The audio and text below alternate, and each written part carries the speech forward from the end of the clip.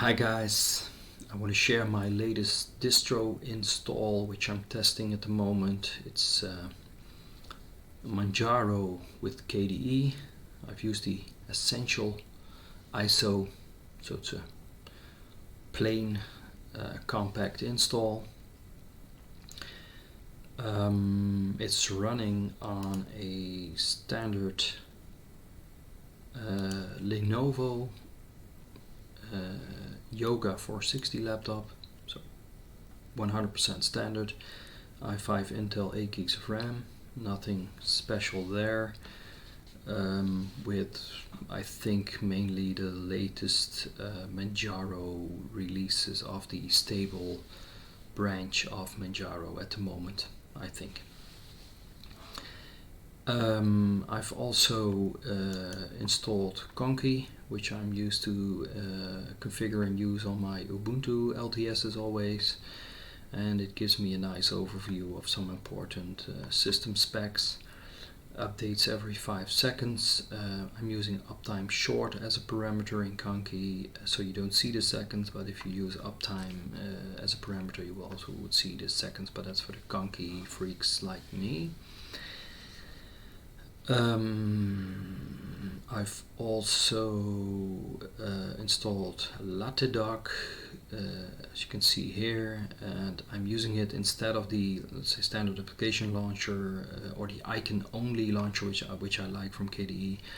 But I still like Latte Dock a little bit more because, for instance, if you start a terminal or application, you minimize it, it gives you this little dot on the screen below on the dock. And if I open another terminal and I would also minimize that after doing some things, you see 2 dots, etc, etc. And I really like that in my daily work. And if you press the icon, you get both consoles or apps for that matter. And I'm also using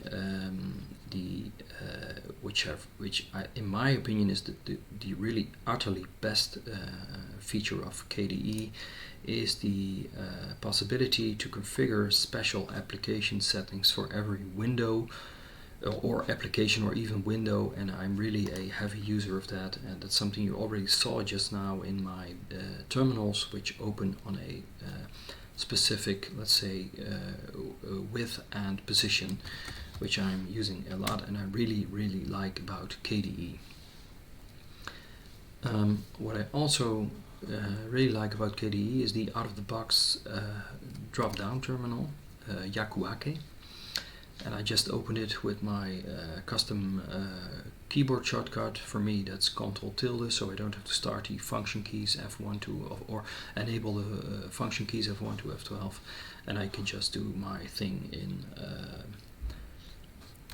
this terminal window. And I'm a very novice user of Tmux, but what I also really like is that you can even use Tmux in the drop-down terminal Yakuake, and for instance start 2 windows. You do your LSLA or any other important thing, and you just go back to your initial terminal and do other commands, and even go on. There are many people have shown videos on YouTube about Tmux. It's just a great tool. I'm just starting to find out about it, but what I really like is that it works in Yakuake as simple as in any other terminal screen. Now what I did was set up a new partition. It's dual booting with Windows in my case, and I've set up a SDA6 partition of 118 gigs. It's Lux encrypted, and I have a swap partition to be able to hibernate my Manjaro setup, which works like a breeze. So now I'm going to exit my terminals in Yakuake and exit Tmux and exit, or you can also of course press the F12 in default, but I'm going to press my Ctrl-tilde and I'm back on the default screen of KDE Manjaro. Now what I also like is that you have KRunner out of the box, so you can press any letter and it gives you some opportunities to open apps or do things, for instance KCalc, and it opens up directly.